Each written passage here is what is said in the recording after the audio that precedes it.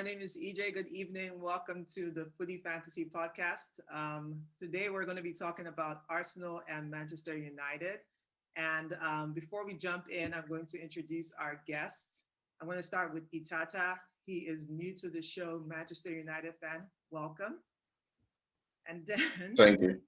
I'll move on to Titi. Titi's a die-hard Arsenal fan. Hey, hey, hey!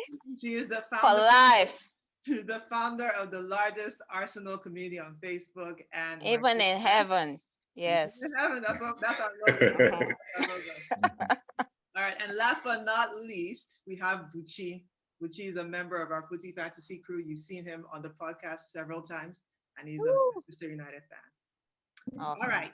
So our first topic today is going to be about the Arsenal and Manchester United game yesterday. So we all know our Arsenal and Manchester United, two of the most glorious franchises in the EPL, going off like really long spells of not winning the EPL title. Arsenal is going on 17 years. United is going on 8 years. And the game yesterday was really a big one. For the books because it was looking like if United got a win, they were going to try to keep pace with City or at the top of the table. And if Arsenal had got a win, we were looking to climb up the table after a terrible run of games and also do the double over United. That would have been fun. But at the end of the day, we ended up a draw.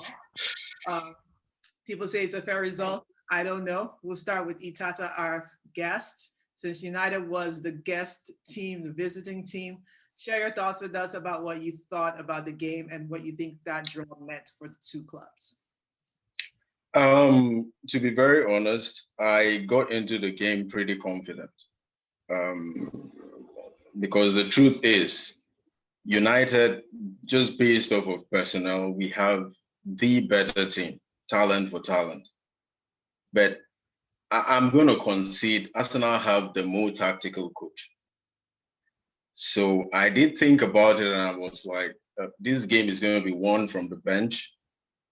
I found out about something very crazy that United has not scored a single goal against Arsenal under Itata. That's crazy. It was a balanced game. It was a game where you could see both sides did not really want to lose. United probably went into it thinking they could win it.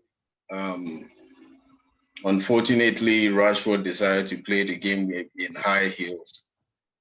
And it was a tough one. It was a good game. You can't measure it to the old school smash and grab blood and thunder, no. But it was a pretty good game. It was a balanced game. Both sides kind of tested their strength, but I think if that game went on another 30 minutes, United still wouldn't have scored. It was one of those games. It was a good game. It was a good game. Okay. And I'll move on to TT. T, what do you think? What did you think? Oh, We have yeah. the group chat So, together. yeah, I think United was actually very fortunate. I actually think United were the most disappointing team. The reason why I say that is we were missing Saka, who is one of our top players. That's if we have to compare from a United perspective, that's probably missing like someone like Bruno Fernandes or maybe a Pogba or whoever the hell they have as a top player.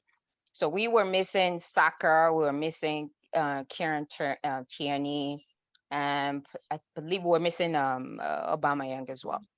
So in terms of the quality of the game, Arsenal United were pretty dear in terms of the finishing perspective. But my perspective is United were pretty fortunate to have drawn that game, simply because we were bang average team that we had lined up.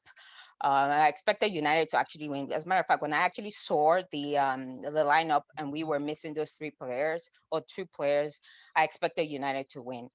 And the fact that they were not able to take advantage of some of the opportunities that they have, I think a lot of the opportunities fell with Cavani, and they didn't take that advantage.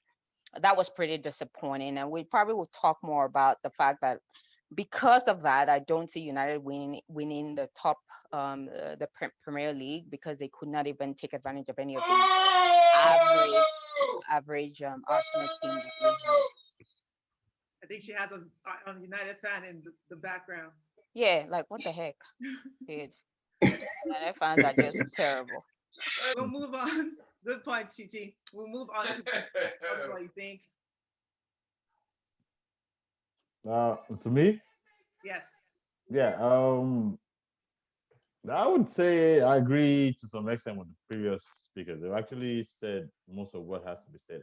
I wouldn't say United were disappointing. I think both teams were disappointing. That's why when people say it was a good game, I'm like, okay.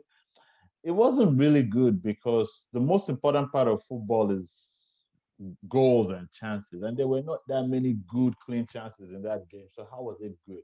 It was Ah, it was a game where, like, to be honest, like we can talk about how many saves did each keeper make. There were a few misses, but both defenses actually did. They were more.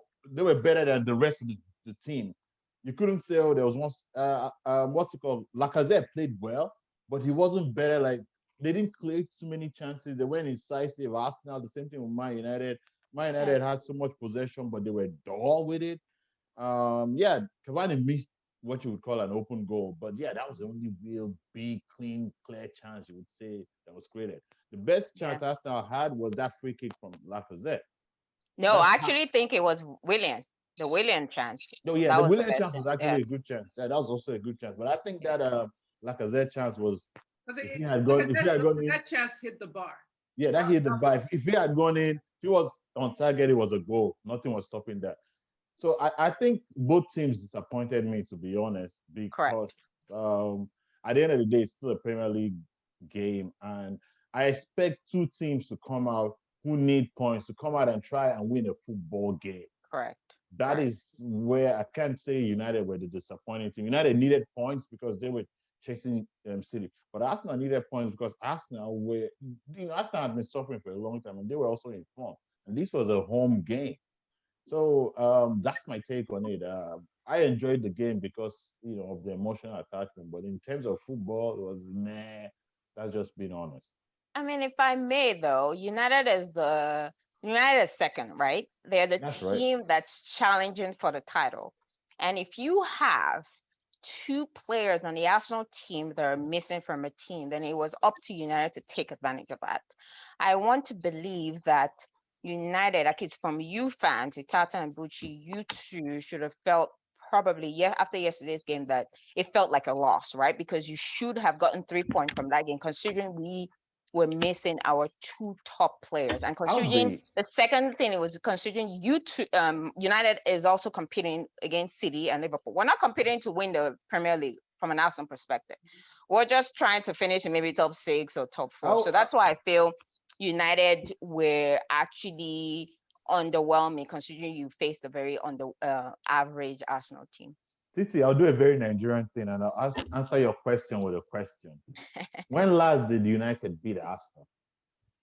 Since we left It's Winger. been it's been years. So the idea that no matter, I mean, we've played Arsenal in different forms and kinds. Arsenal good, Arsenal bad, and we can't beat them. Arsenal has become a bogey team. It's almost like one of those games where it doesn't matter who's playing. It's Arsenal, Man United, or World. Like, Interesting. they don't want to lose the game, and it's become something of that sort. So Mm, I'll be honest, I didn't ever expect going into an Arsenal game being 100% confident because it's mm, been like that with Arsenal for years. mm. Man United has struggled to beat Arsenal. Yeah, Arsenal has done at least a win and a draw against Yes. United for the last 3 or 4 years. Yeah. Mm. With this game for me, and I shared my thoughts elsewhere. I thought we would win going into the weekend, and then I saw the lineup and I saw that Saka was out, Oba was out. I knew Oba would be out, but Tierney and Saka, I thought they would start. So when I Mhm. saw that they weren't in the lineup and we're going to like field people like Cedric and Pepe, which that's a different discussion for us Arsenal fans. I felt like it was going to be a more difficult game than I expected.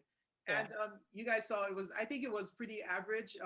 by average, I mean it was pretty much shared as far as like even possession was 56-46. Goals on target was 3 apiece. We had more shots, 17. Y'all had 14.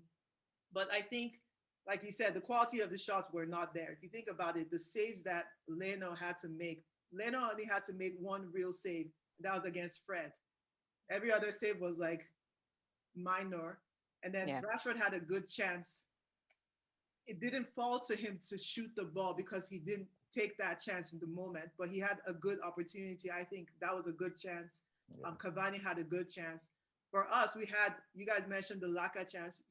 Titi, you mentioned Willian, but he didn't really, it was a tame shot in the end. And then we had 2 times where Pepe missed by an inch of the goal. So I think sometimes those shots on targets, they don't show the true, they don't reflect the game properly. Because if you just shoot the ball at the goalkeeper and he catches it, that counts as a shot on target, but it's never going to trouble the goalkeeper. I think those near misses are more like indicative of what truly were the scary moments. So I think I was completely scared when I saw Cavani. I was like, oh my God, that's going to be a goal. It turned out it wasn't going to, you know, those little misses were the scary parts. But like you guys said, United didn't do enough to win the game. I wasn't really afraid like I used to be. Again, like Buchi said, it's because you guys have not beaten us. So I walked into the game knowing that Arsenal's probably not going to lose this game. But you guys did need to win more. We also needed to win. We need to keep climbing up the table. 1 point was not enough. I'll be very honest. I was disappointed. Yeah, I'm not, I think it's I'm not fair. I trying think to, it's fair for both teams to be disappointed because if we had won, that we would have been where 33 sharing the spot with Tottenham. Did Tottenham lose their game today? They win? I don't know. I think they're playing. Do you think they're still playing? I have no idea. Would have been points. Probably. Yeah, would have been level with Chelsea. Tottenham. You know, we had things to play for. We're trying to climb the table, but I think we have time. Tottenham lost. Oh, They They lost? lost to Brighton. They lost to Brighton. Whoa, are you serious? So we're They looking lost. at They all lost of to us would have Brighton. been 33 right now. So we got things to play for, you know? Wow. What a good weekend. Wow. Wow. This is turning out. Look, that's the other funny thing about this is the idea of a title race. I think sometimes, you know, like I mean, all of us here have played one sport or the other, and sometimes, you know, like you can hear somebody coming behind you, and you know what's coming behind you, and just hearing that sound behind you makes you go, okay, I'll just whatever happens here, I know I'm gonna lose. And what I'm saying is, there's a steam train coming, like at full speed, full momentum. Nobody's stopping that, and that is City. It's been going on for months. Yes. And so that idea that United. Let me do this. It seems like we're done with the Arsenal United game. We need to play. So we all agree that the draw was a fair result, but we're all disappointed. I would just chip in. Yeah. The idea that Saka and Tierney and Aubameyang were not part of the team, I understand they're crucial. But when United are playing Arsenal, we really are not looking at the personnel. There is so much more at stake than the 11 players. Known or not known, these players play this game with a different mentality. There is pride at stake. Yeah. So I do understand they're talented and all that, but I guarantee you, if the U18s were playing, there is something about this game. You just play it differently. So that's how I look at it. If Arsenal lined up the women's team to play against the men's team, I'm not trying to be sexist here, but I'm just saying it doesn't even matter. If they're retired players versus our current players, there is usually something about this game. It has a different element to it. So I wouldn't use it as an excuse. I still think it should have been a better game than what we saw. That's just my point. I mean, it's a fair point because when I have to think about when that Ferguson field, I think he had like 8 defenders against Arsenal, and it ended up being 8-2. 8-2, yeah. You know, in as much as I don't want to remember that crap, but I get your point that at this point, personnel doesn't matter. and it's really about it's Arsenal United, and you have to be committed. Yeah. All in all, to be honest, it was a fair point because both teams did have opportunity as much as the quality was lacking. Both teams just had opportunities, and to be honest, it was a fair point. But I would have expected more from United, though, considering they're the ones fighting for the title. I think I would chip in. I would say we did enough to win the game, but at certain moments, if you talk about, like our coach usually talks about margins. I hate that word. Talk about margins.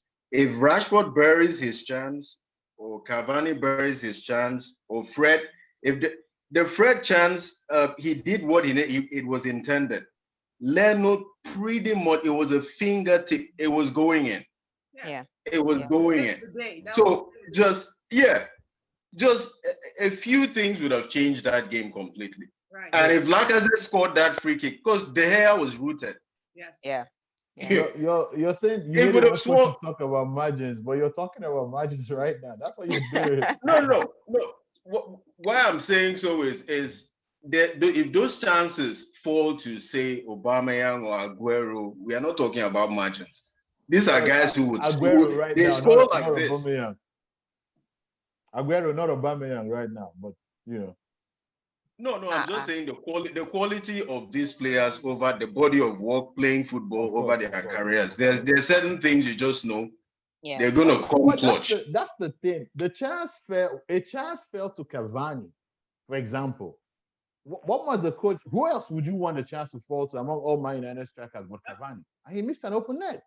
Yeah, but to be very honest, he did. If you watch that play, the ball comes this way. He's opening his body. What I don't understand is why the ball still went to that direction. He did what he could do.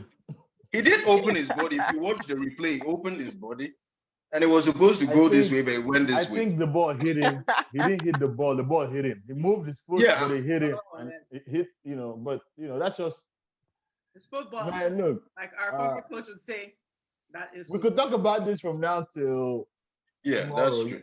But okay, we're going to move on to the next topic, which he kind of started it a little bit. We're going to talk about the title race.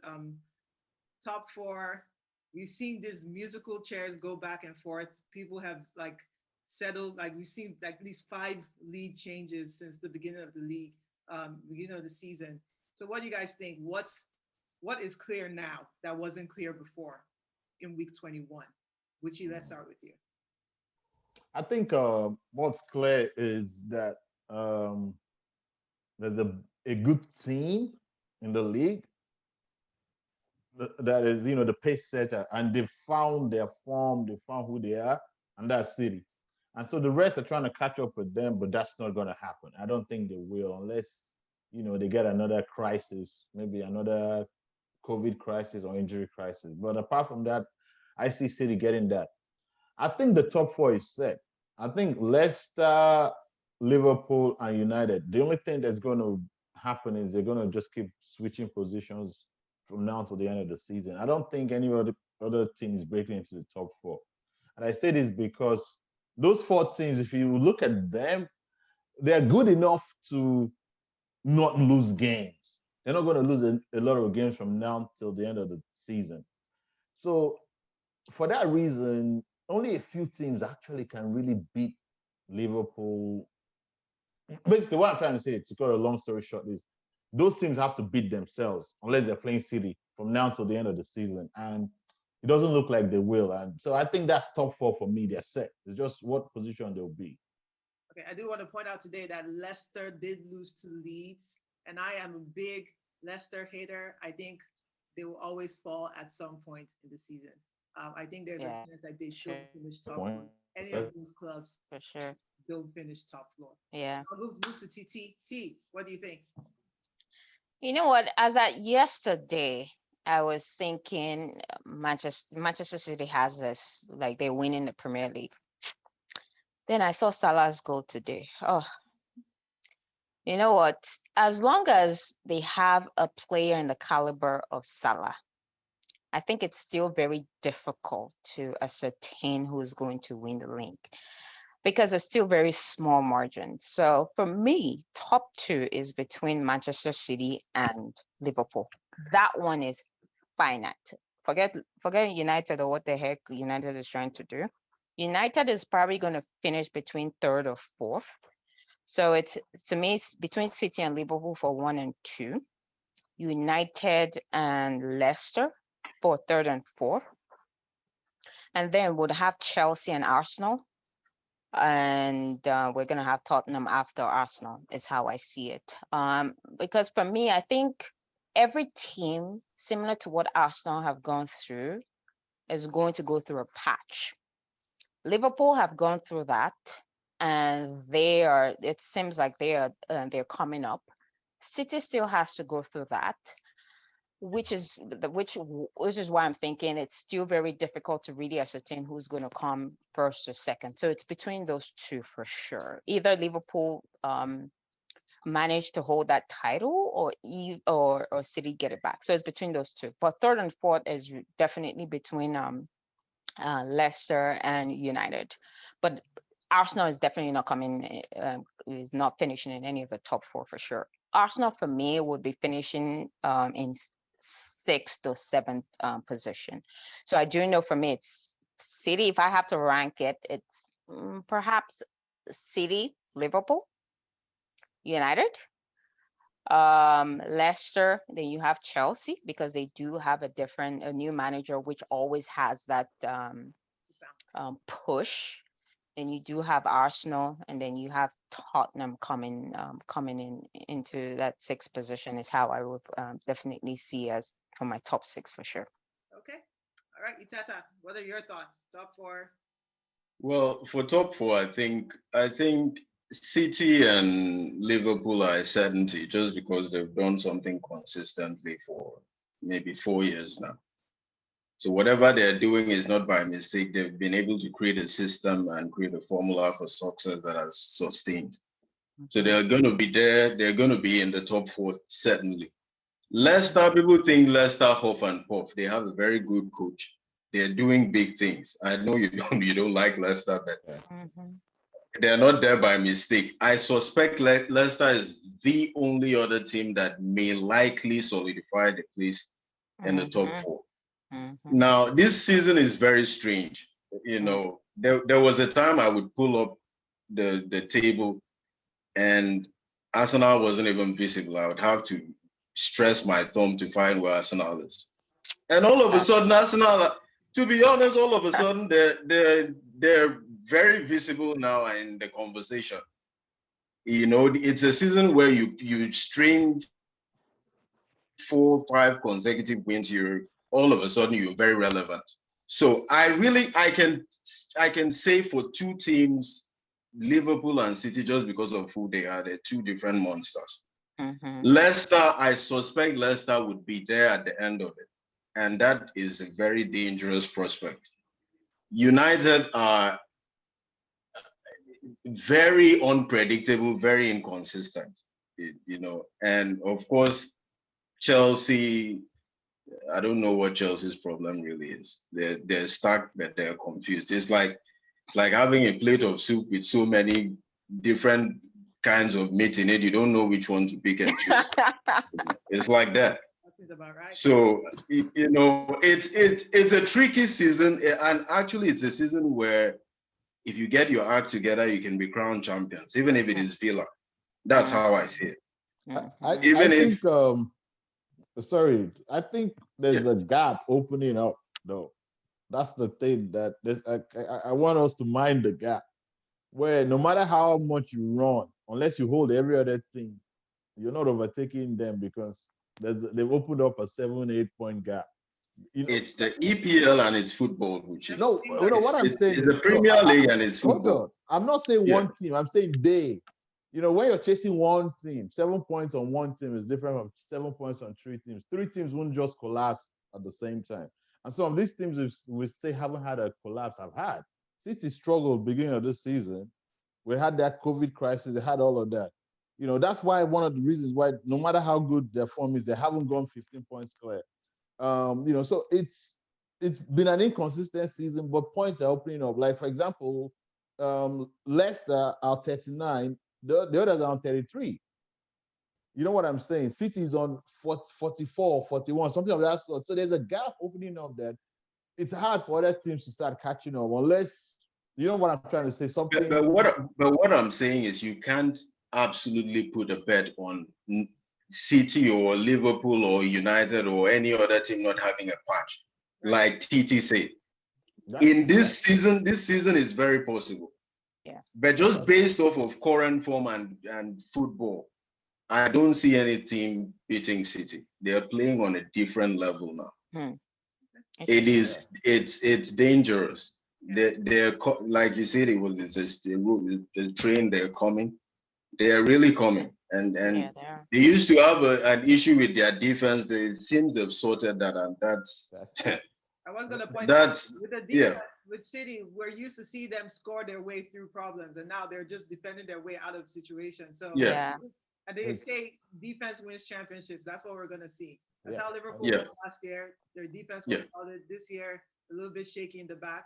That's why I also pick City as the favorites ahead of Liverpool, just because one of our other Footie Fantasy members keeps pointing out that they have not, they don't have a good backup for Van Dijk that's been out. Yes. They're using players like Henderson.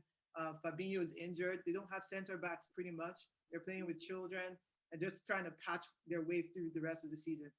So I don't know about Liverpool. Yeah, they don't even have any fit defenders at the moment. They so don't. It's a crisis.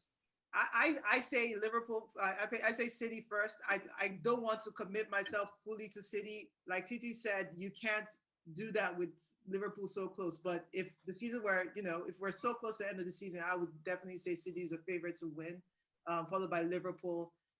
United being at the top of the table. Titi, how annoying was that? I was like, look, you guys are like the zebra on the tree. Yeah. And you were always going to fall. Even though I used to joke in the group and say that you guys had a chance.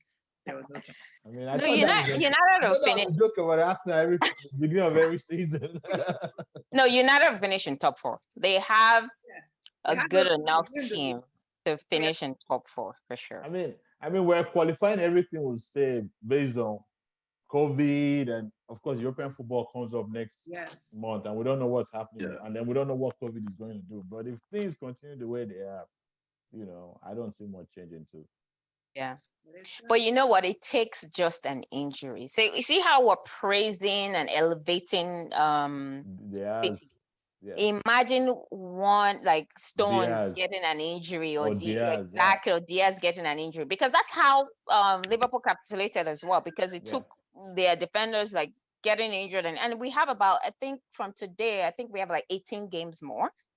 It can just take either one or two defenders getting this hamstring injury to just destabilize the whole team, right? So that's why this season, it's very difficult to predict. So it's between Liverpool or City, that for sure I know. United, Leicester, third and fourth. But I just know Liverpool and City do have good enough players, consistent players, or to at least get to that finish line. I don't think United is ready for that. They have an edge. Liverpool and City, they have an edge. I mean, Liverpool are suffering. The worst. They still have that edge. How good they still are. Yeah. Okay, so we're gonna move to the last one, which is another prediction game. This time, I think we're gonna talk about the outsiders. So we've kind of already delved into our top 6. Titi has mentioned that she thinks Arsenal may sneak into the top 6. I don't predict anything about Arsenal anymore. We'll see what happens. But last year, we know what the top 6 were, right? We had traditional top 6. Arsenal, Chelsea, United, City, Liverpool, and Tottenham. That's traditional. Last year, Arsenal didn't make it. Let's say Leicester replaced them. And then so far, we're seeing in the outside, we're seeing Chelsea in the outside of top 6. We're seeing Tottenham, I think Tottenham maybe 6 right now. But these other teams, your Evertons, your West Hams, Southampton, Villa, those 4 guys in particular, I want to throw in Leeds, but I don't really like Leeds because they win and lose like crazy people. So let's leave Leeds out. And we'll talk about those 4 outsiders. We'll call them the outsiders. What do you think? Is there any chance, the way Leicester has kind of snuck in and tried to usurp Arsenal in top 6, is there any chance that any of these other teams will sneak in? And if you think there's a chance, what team has the best chance to do it? Titi, let's start with you this time. No chance at all. The way I see, so City, Liverpool, 1 or 2. Then it's United for 3rd, Leicester for 4th. So if any other team outside of the regular that we're accustomed to, it's going to be Leicester that finishes 4th. I do put Chelsea at 5th. The reason I put Chelsea at 5th is they do have a new manager, and that would always encourage this bounce that we always get with new teams. So Chelsea is going to finish 5th. And between Arsenal and Tottenham, they're going to finish 6 or 7. I don't anticipate the likes of Aston Villa, West Ham, and Everton to come to destabilize the team that we're accustomed to. And the reason why is they're just not experienced. I think this last piece, and as much as we're saying this season is very different, what I do know is experience is going to matter during the latter parts of this year, where I see the likes of Aston Villa falling off, particularly when we get to 40 points. I see the likes of Everton falling off. I see the likes of those are the I think those are the top 6 right now. So for me, it is going to be the usual that we are accustomed to, where it is going to be Chelsea 5th, Arsenal 6th. So 6 is going to be between Arsenal and Tottenham.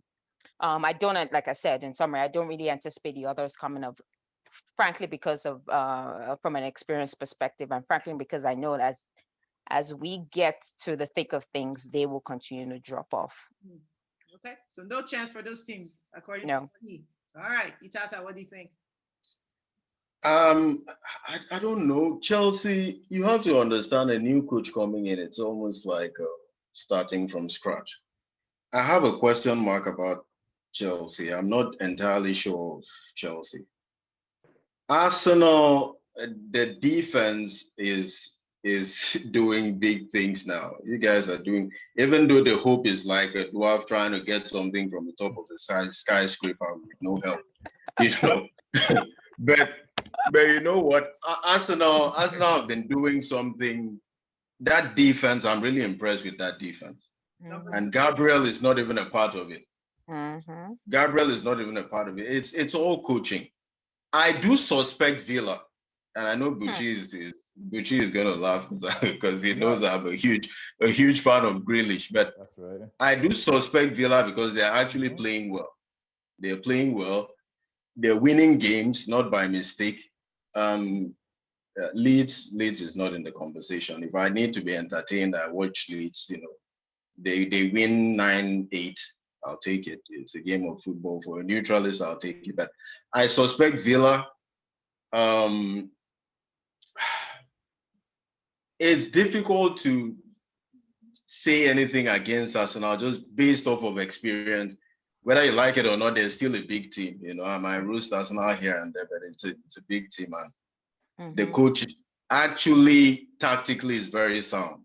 So experience and the actual foot, I suspect Villa and Arsenal. Southampton play well, but it's not, they're not going to be able to see it all the way to the end.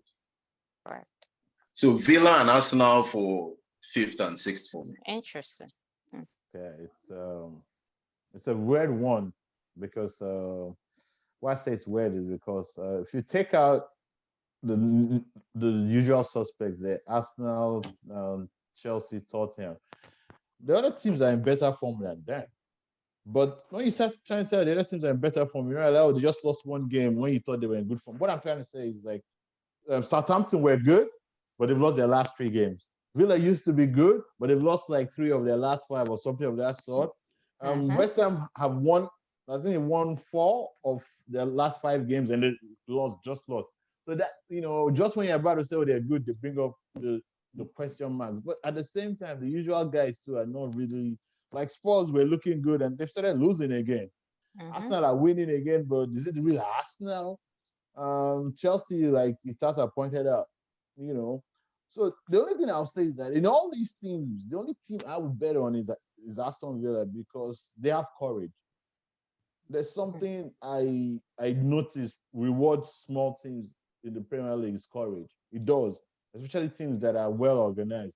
Leagues have courage, but they're not organized. They have the they just have crazy bravado. That let's all rush into war and go and die. That's what leagues are doing. But these guys, they're courageous, but they're planning what they're doing, and then they have a great champion in Grealish. I mean, they are well organized. They're a well organized team, and I don't want to sleep on them. You can sleep in the Villa, but don't sleep on Aston Villa. That's just a simple thing I would Fair say. point. Yeah, Fair point. thanks.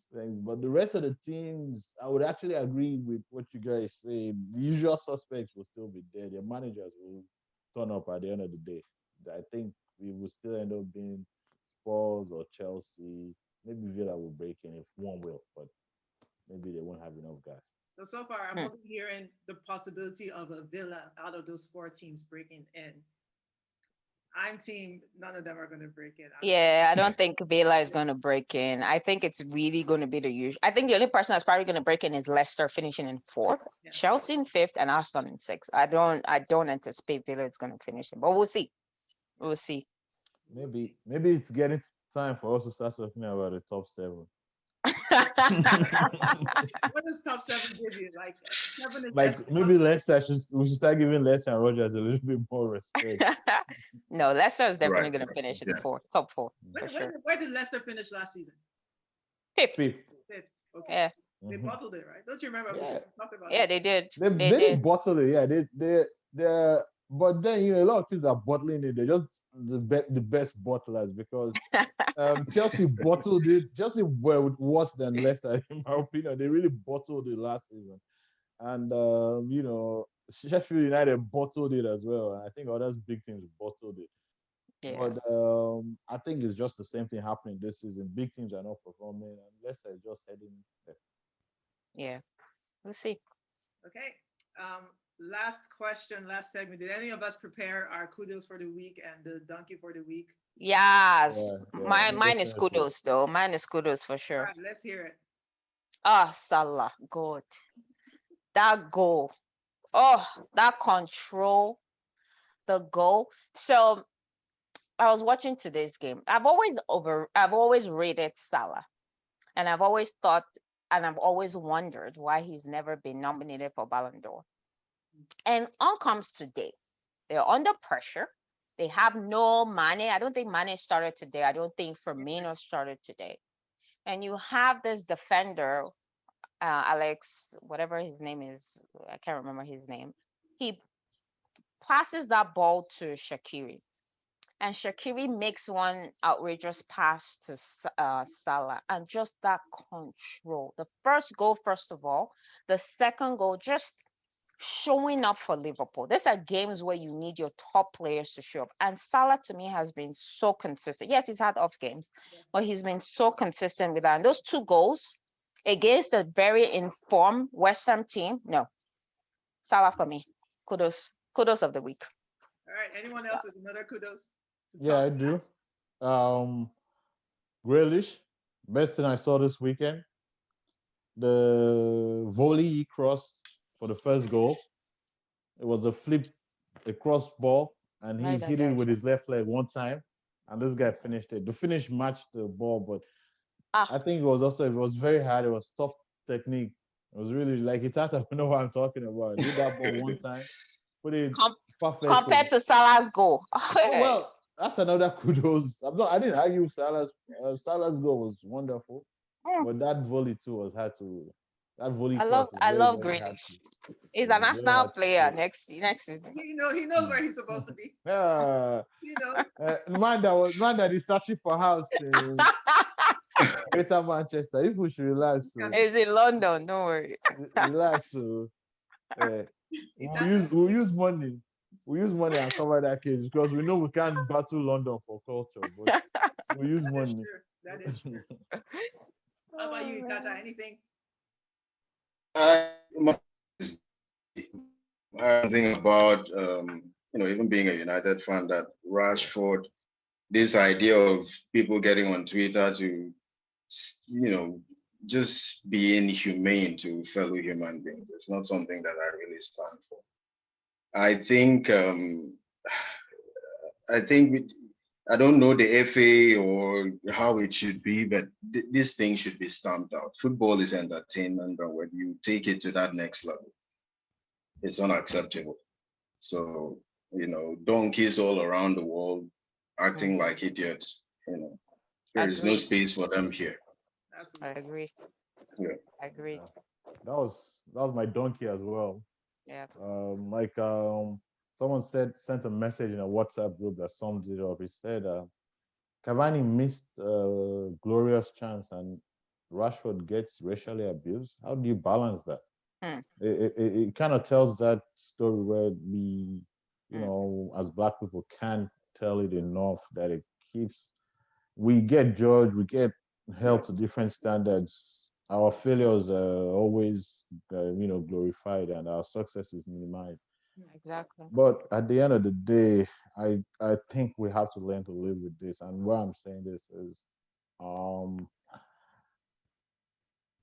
there are millions and billions of people who just wake up and have I think most social media accounts are copies. They're not. Some people have 10, 20, 30. I'm just saying that there are people that troll for a living. You block one account, they have another one.